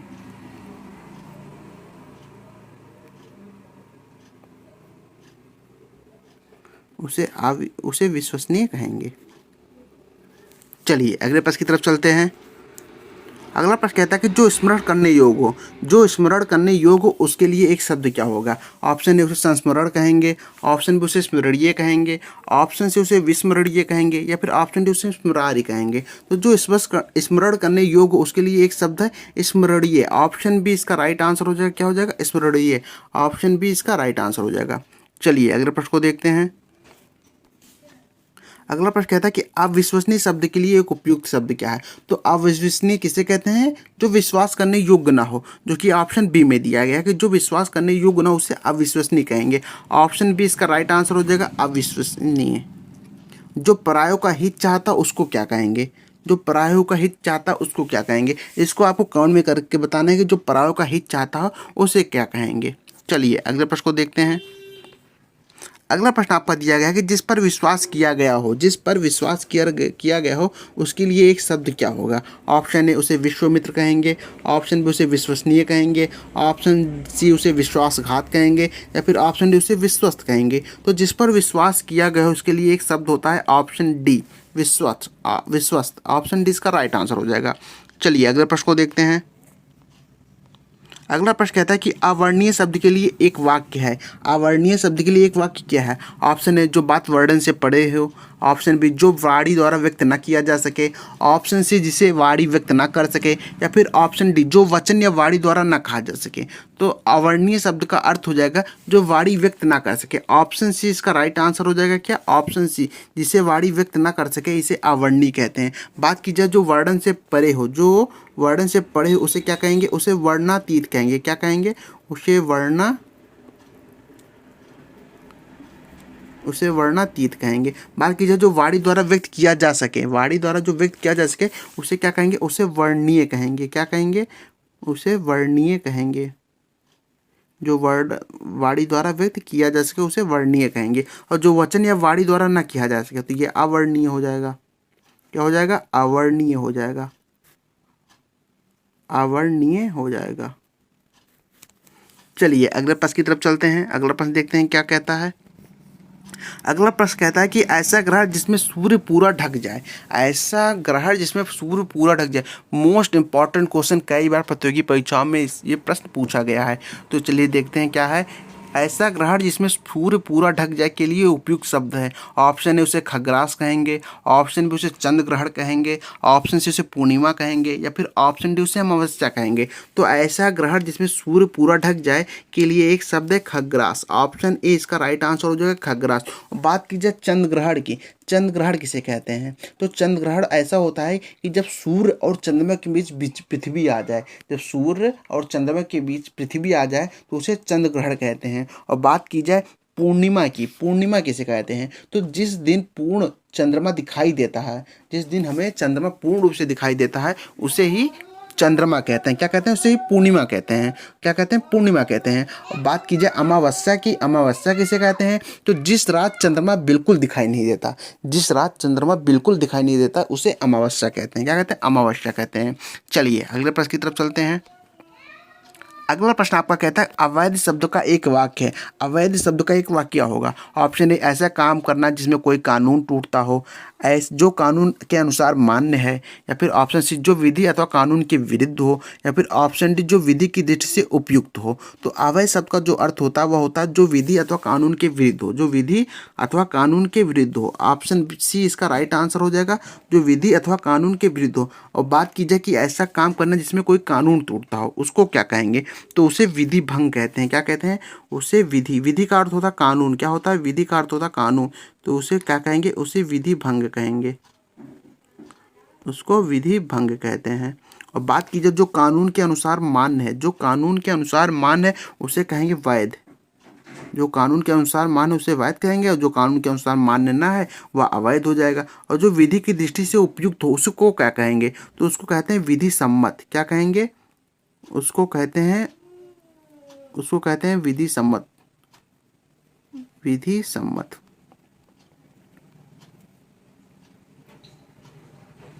उसको विधि सम्मत कहते हैं। चलिए अगले प्रश्न की तरफ चलते हैं। अगला प्रश्न कहता है कि ज्ञान नेत्र से देखने वाला अंधा व्यक्ति के लिए कौन सा विकल्प सही है? तो ज्ञान नेत्र से देखने वाले के लिए एक शब्द क्या होगा? ऑप्शन ए, उसे ज्ञान चक्षु कहेंगे। ऑप्शन बी, उसे त्रिकालदर्शी कहेंगे। ऑप्शन सी, उसे दिव्य चक्षु कहेंगे। या फिर ऑप्शन सी डी, उसे दृष्टि दोष कहेंगे। तो ज्ञान नेत्र से देखने वाला जो अंधा व्यक्ति होता है उसको क्या कहेंगे? उसको कहेंगे ज्ञान चक्षु। ऑप्शन ए इसका राइट आंसर हो जाएगा, ज्ञान चक्षु। बात की जाए त्रिकालदर्शी की, तो इसको आप जानते हैं कि त्रिकालदर्शी किसे कहते हैं? जो भूत, वर्तमान और भविष्य जान सके उसे ही त्रिकालदर्शी कहते हैं। और दिव्य चक्षु किसे कहते हैं? तो दिव्य चक्षु को आपको कमेंट में करके बताना होगा कि दिव्य चक्षु किसे कहते हैं। और दृष्टि दोष क्या होता है? दृष्टि दोष होता है कि वह व्यक्ति जिसके दृष्टि में दोष हो, अर्थात आँख से संबंधित जो बीमारी होती है उसे ही दृष्टि दोष कहते हैं। चलिए अगले प्रश्न को देखते हैं। अगला प्रश्न कहता है कि पंचामृत शब्द किस वाक्य के लिए उपयुक्त है? पंचामृत शब्द किस वाक्य के लिए उपयुक्त है? ऑप्शन ए, 5 ज्ञानेंद्रियों का समूह। ऑप्शन बी, 5 तत्वों का समूह। ऑप्शन सी, 5 प्रकार के कोष का समूह। या फिर ऑप्शन डी, दूध, दही, घृत, शर्करा, मधु मिश्रित वह पदार्थ जो देवता भगवान के स्नान हेतु बनाया जाता हो। तो पंचामृत का अर्थ ही होता है कि दूध, दही, घृत, शर्करा, मधु मिश्रित वह पदार्थ जो देवता भगवान के स्नान हेतु बनाया जाता है। ऑप्शन डी इसका राइट आंसर हो जाएगा। ऑप्शन डी क्या हो जाएगा? ऑप्शन डी इसका राइट आंसर हो जाएगा। चलिए अगले प्रश्न को देखते हैं। अगला प्रश्न आपका दिया गया कि दोपहर के बाद का समय के लिए एक शब्द क्या होगा? दोपहर के बाद के समय के लिए एक शब्द क्या होगा? ऑप्शन ए, उसे पूर्वाह्न कहते हैं। ऑप्शन बी, उसे मध्याह्न कहते हैं। ऑप्शन सी, उसे अपराह्न कहते हैं। या फिर ऑप्शन डी, उसे गोधूली कहते हैं। तो जो दोपहर के बाद का समय होता है उसे अपराह्न कहते हैं। ऑप्शन सी इसका राइट आंसर हो जाएगा। क्या? ऑप्शन जी, दोपहर के बाद के समय को अपराह्न कहते हैं। और बात की जाए मध्याह्न की, मध्याह्न किसे कहते हैं? तो दोपहर का समय होता है उसे मध्याह्न कहते हैं। और पूर्वाह्न किसे कहते हैं? तो दोपहर के पहले का जो समय होता है उसे पूर्वाह्न कहते हैं। और बात की जाए गोधूली, गोधूली क्या होता है? तो गोधूली होता है रात और संध्या के बीच के समय का जो होता है वही गोधूली होता है। चलिए अगला प्रश्न और इस पाठ का आखिरी प्रश्न देखते हैं। जो लिखना पढ़ना जानता हो उसके लिए एक शब्द है। तो जो लिखना पढ़ना जानता हो उसके लिए एक शब्द क्या होगा? ऑप्शन ए, उसे संरक्षक कहेंगे। ऑप्शन बी, उसे सर्वज्ञ कहेंगे। ऑप्शन सी, उसे विद्वान कहेंगे। या फिर ऑप्शन डी, उसे निरक्षर कहेंगे। तो जो लिखना पढ़ना जानता हो उसके लिए एक शब्द है साक्षर, जो कि ऑप्शन में नहीं दिया गया है। तो इसका राइट आंसर हो जाएगा क्या? साक्षर। क्या हो जाएगा? साक्षर। जो पढ़ना लिखना जानता हो उसके लिए एक शब्द का प्रयोग है साक्षर। उसको क्या कहेंगे? उसको साक्षर कहते हैं। तो फ्रेंड आज के इस टॉपिक का जो ये तीसरा पार्ट है वो सही समाप्त होता है।